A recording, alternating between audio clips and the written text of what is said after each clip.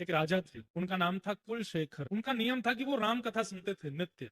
राम कथा में सीता जी का हरण का प्रसंग जब भी आता था कथा में, उनकी आंखें लाल पड़ जाती थी, मुख लाल पड़ जाता था, और तलवार अपनी ढूंढने लगते थे, धनुष बाण कहाँ है ढूंढने लगते थे। तो पंडित जी समझ गए कि भाई इनके सामने सीता हरण की कथा नहीं कहनी है। तो पूरी राम कथा होती, लेकिन रावण ने सीता जी का हरण किया ये नहीं बोलते थे।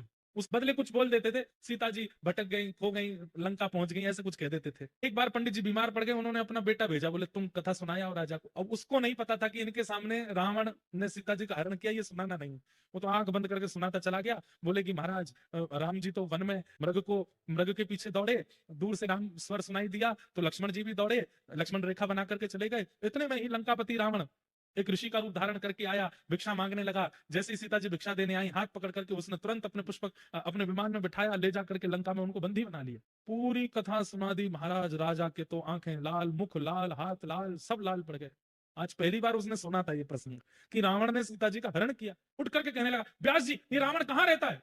व्यास जी घबरा गए, लंका में। लंका कहाँ है? दक्षिण भारत में। तुरंत अपने सेनापति को बुलाया, अपने सब, अब कलिकाल में, और बोला इसी वक्त हमारी जितनी सेना है सबको तैनात करो, सबको धनुष बाण आदि सहित तैयार कर दो और निकल पड़ो दक्षिण की ओर। तो सेनापति पूछने लगे चढ़ाई कहां करनी है? बोले लंका के ऊपर।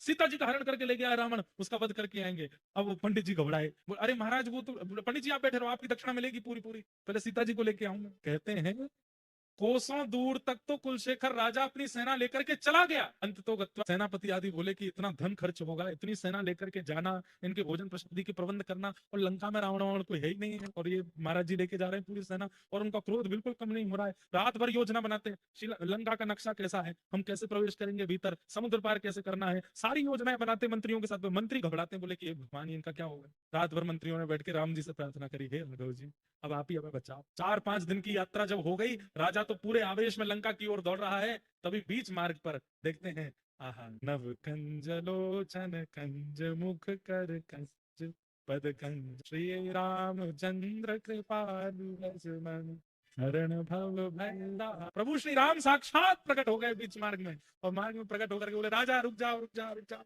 कमल ने नील स्वरूप ठाकुर जी, और तभी थोड़ी देर में देखते हैं कि गोरे गोरे वदन के श्री लक्ष्मण जी भी आ गए, और तभी थोड़ी देर में देखते हैं कि आहा तप्त कांचन गौरांगी श्री जानकी जी भी आ गई। राजा चरणों में गिर गया, बोले आप कौन है प्रभु? बोले हम वही हैं जिनकी कथा तुम सुनते हो। अरे आप राम जी? बोले हाँ। जानकी जी आप सुरक्षित है? मैं तो अभी लंका जा रहा था रावण के ऊपर चढ़ाई करने के। बोले हम इसीलिए बताने आए कि युद्ध पूरा हो गया है, रावण को हमने मार दिया। मार दिया आपने? बढ़िया किया आपने मारा, नहीं तो मुझे मारना पड़ता जाके। ऐसे ऐसे भाव। उनके लिए कथा कोई कहानी नहीं है, उनके लिए कथा कोई शब्द नहीं है, उनके लिए कथा प्रत्यक्ष है।